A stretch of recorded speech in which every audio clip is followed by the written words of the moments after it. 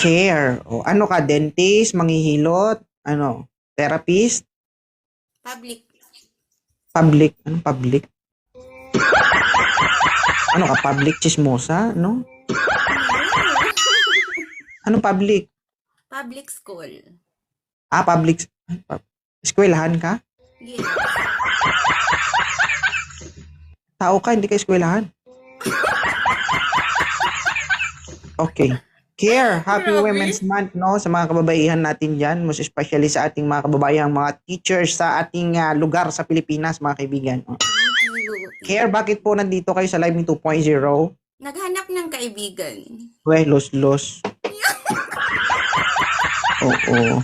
Ma'am, sa trabaho mo, for sure, marami kang kaibigan. Alam namin yan. Oo. Yung Iba totoo yung lang. kaibigan. Iba ng kaibigan sa school. Iba yung kaibigan sa labas. So, ano, sugapa ka, ganun. Tirahan mo yung iba, wag mo ubusin, ha? Hindi naman. Kasi sa totoo lang, yung mga magkakaibigan dun sa kabila, nag-aaway na sila. Oo, sila mismo nagbabanatan. Ganun talaga ako. Huwag ka na makisali. Hindi naman. Iba naman yun. Okay. Single ka ba? Yes. May anak? Wala. O Diyos ko, ilang taon ka na? 35. Oh my God. Makunat-kunat na. Oo. Medyo mahirap na yan. Madami akong anak eh. Madami kang anak. Oo. Sabi mo kanina wala kang anak tapos madami kang anak. Hindi. Dito sa school. Iba yun. Oo. Ikaw yung magsisilbing second parent ng mga kabataan dyan. Oo. Pero iba pa rin yung sarili mo, yung masasabi mong sayo. Wala nga. Wala. Okay. Pagpatuloy mo yaman, siguro maghanap ka kapag 50 ka na. Kapag nakita mo na makita mo yung makakasama mo habang buhay, pag edad mo 50, yung sayo nakaganito na. Mahirap yun, ma'am. Alam mo ba, yun talaga ang gusto ko sa'yo, ma-joke ka. Hindi, tayo magpakalat lang tayo dito ng kasiyahan, hindi problema, no? Oo. Actually, may sarili man akong problema, pero hindi hadlang yun para matigil yung pagpapasaya ko sa inyo dito. Lahat tayo Diba? may problema. Oo. Normal yung taong walang problema. Okay? Tama, gusto mo makisali sa problema ko? Dagdagan mo. Ikaw naman. Alam mo dito sa TikTok, katawaan lang yun. Hindi seryoso kami dito. Walang serious TikTok na serious. Meron. Seryoso nga yung iba dyan. Mamatay-matay nga sila kadaldal doon. Okay. Care. Sa edad mo 37, tama? Yes.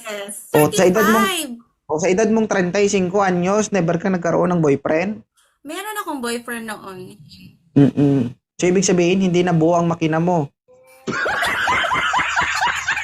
Oo. Bakit natawa ka? Shh. Tanggalin mo yung ID mo, ma'am.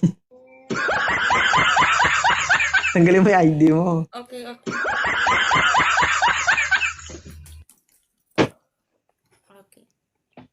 Okay. So, hindi na. Ibig sabihin, hindi ka na naninibago sa mga bagay-bagay.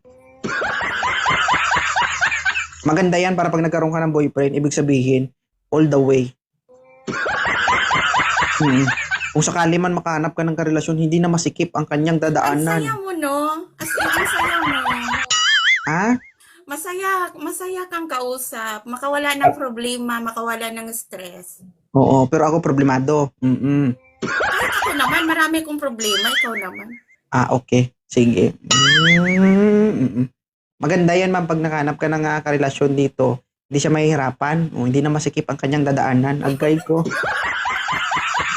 Okay kayo. Yung masasabi niya kapag nakaharap ka, okay to naway dining na. Mo. Nakakatawa ka. Ha? Nakakatawa. Kinausap ko si Idol. Yung ba? Sa 2.0. Taga saan ba si Ma'am Care? Bacolod.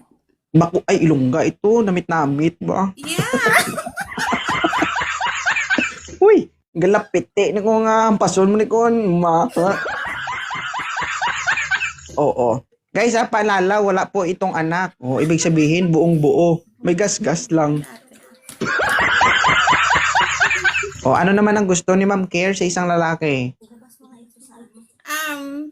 Yung mabait. Mabait. O, sa una lang yan ang mabait, ma'am. Mm-mm. Yung mabait. O, sa una nga lang ang mabait. Walang consistent na maging mabait. Minsan yung mabait nagiging hayop. Idol ko talaga to. Mm-mm.